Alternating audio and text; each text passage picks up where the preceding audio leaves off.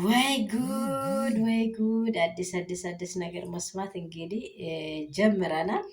ዋው ዋው ዋው ዋው! አሜዚንግ! በቃ እኔ ደስ ብሎኛል። የበለጠ ነው ደስ ያለኝ።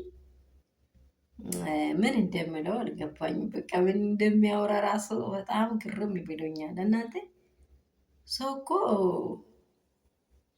ምንም ቢጣላ ምንም ቢያወራ ከአንጀቱ እንዳልሆነ ታውቃላችሁ።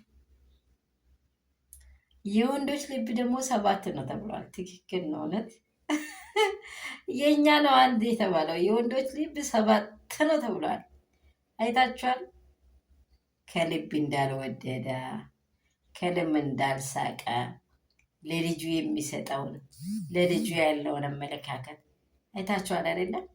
አንዳንድ ሰው እኮ አንዳንዴ በህይወቱ ላይ የሚያደርገው ነገሮች ብዙ ነገሮች አሉ። ብዙ ማለት ነው።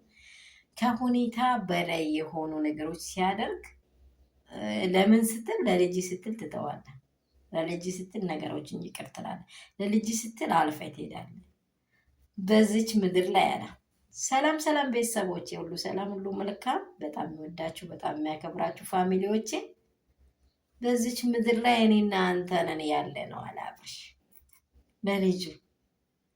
እኛም የፈለግነው ጥያቄዎች ዋናውና ዋናው ልጁን የተሸከመችው እናት የመጀመሪያ ስትሆን፣ ልጅ ደግሞ ፈርስት እናትዮ ላይ የምሰጠው እድል የመጀመሪያ ልጅ ያሳቀፈችና ትልቅ አክብሮት እንዳላት፣ አይ ደግሞ ልጁን ደግሞ የወለደው አባት ትልቅ አክብሮት እንዳለው ማወቅ የመጀመሪያ ሀሳብ ነው።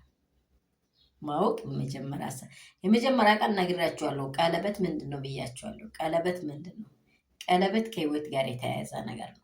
ቀለበት ሲታደርጉ መጀመሪያ በደንብ አረሙት ራሳችሁ። ሰው ከልቡ የማያደርገው ቀለበት አለ፣ ከልቡ የሚያደርግ ቀለበት አለ። ይሄ ግን የልቡ ቀለበት የተቀመጠበትን ትይቶ አሁን ልጁ እኔና አንተንን መኖር ያለብን ብሎ ሲናገር አይደንቅም? አንተ ለኔ እኔ ለአንተ ነው በዚች ምድር ባስተዋጽኦ ያለን፣ አንተ ለኔ አንተ የአብርሃም ልጅ መሆን አይቀርምና ነገ ትጠይቀኛለህ ብሎ ለልጁ እያወራ ነው። እናንተስ? እውነት አብርሽ እንደዚህ ያለ ምስጢር ይግባል። ሁላችንም የጮህ ነው ለዚህ ጮሃት ነው። ፋሚሊዎች፣ ቤተሰቦች፣ ወንድሞች የሚጮሁት ለዚህ ጮሃት ነው። ሩታዬ ደግሞ የዚህ እንቁላል የሆነው የዚህ እምብርት የሆነው ልጅ እናት ናት። እሷስ ንግስት ናት፣ ለየት ያለች ናት። ስለዚያ ክብራት አንድ ላይ ሆኑ፣ ተስማሙ፣ ፈታ በሉ። ወዳችኋለሁ። ሼር አድርጉ።